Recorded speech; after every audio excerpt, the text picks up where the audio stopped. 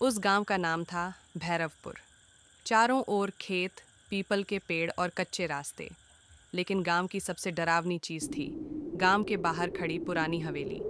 लोग कहते थे, जो उस हवेली में गया वो कभी वापस नहीं आया। हवेली करीब 100 साल पुरानी थी। टूटी हुई दीवारें, जंग लगे लोहे के गेट और खिड़कियों से झांकता अंधेरा। दिन में भी वहां अजीब सी ठंडक रहती थी। रात होते ही हवेली से अजीब अजीब आवाजें आती, कभी किसी के रोने की, कभी हंसने की, तो कभी जंजीरों के खींचने की। गांव वाले शाम ढलते ही उस रास्ते से गुजरना छोड़ देते थे। अर्जुन की जिद। अर्जुन शहर से आया था। उसे भूत प्रेत पर बिल्कुल विश्वास नहीं था। वह अपने दोस्तों से कहता, ये सब डराने की कहानियां हैं, कुछ भी नहीं होता। एक रात गांव की चौपाल पर हवेली की बातें चल रही थीं।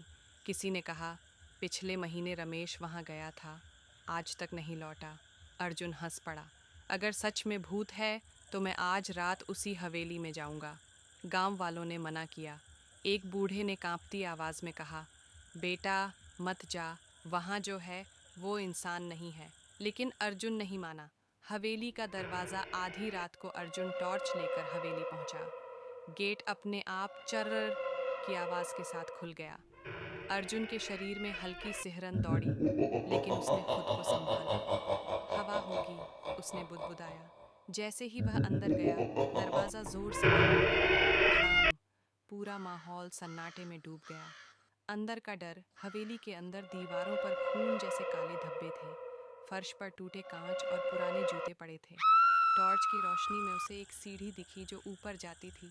तभी पीछे से किसी के चलने की आवाज आई। छप छप। अर्जुन ने मुड़कर देखा, कोई नहीं था। अचानक टॉर्च बुझ गई। अब सिर्फ अंधेरा और ठंडी हवा। पहली आवाज अंधेरे में एक औरत की धीमी आवाज गूंजी, अर्जुन, तुम आ गए। अर्जुन चौंक गया। तुम कौन हो? आवाज फिर आई, मैं इस हवेली की मालकिन हूँ। अचानक सामने एक साया दिखाई दिया। सफेद साड़ी, खुले बाल और चेहरा आधा जला हुआ। अर्जुन की चीख निकल गई। भयानक सच। वह औरत बोली, सालों पहले मेरे पति ने मुझे और मेरे बच्चे को इसी हवेली में जिंदा जला दिया था। उसकी आंखों से काला खून बह रहा था। अब जो भी यहाँ आता है वो यहीं रह जाता है। अर्जुन पीछे हटने लगा, लेकिन उसके पैर हिल नहीं रहे थे। कमरों का खेल। हवेली के सारे दरवाजे अपने आप खुलने बंद होने लगे। दीवारों से हाथ निकल आए, सूखे काले नाखूनों से भरे। अर्जुन भागा, एक कमरे में घुसा। कमरे में दर्जनों लाशें लटकी थीं। सभी की आंखें खुली हुईं, और उन लाशों में रमेश भी था। उसकी आंखें अचानक हिलने लगीं। भाग, यहाँ से भाग जा, रमेश फुसफुसाया। लेकिन दरवाजा गायब हो चुका था। अंतिम पल। अचानक फर्श फट गई और अर्जुन नीचे गिर गया। नीचे एक तहखाना था। वहां सैकड़ों आत्माएं थीं, सब चीख रही थीं। वही औरत सामने आई। अब तुम भी हमारे साथ रहोगे। अर्जुन रोने लगा, मुझे छोड़ दो, मैं कभी वापस नहीं आऊंगा।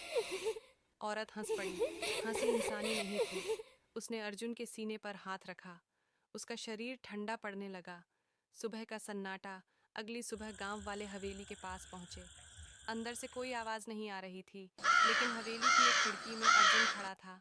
सफेद आंखें, जला हुआ चेहरा और होठों पर डरावनी मुस्कान। अब वह भी हवेली का हिस्सा बन चुका था। और रात होते ही हवेली से फिर आवाज आई, जो अंदर आएगा वो बाहर नहीं जाएगा। ऐसी और मज़ेदार कहानियाँ सुनाने के लिए हमारे चैनल को सब्सक्राइब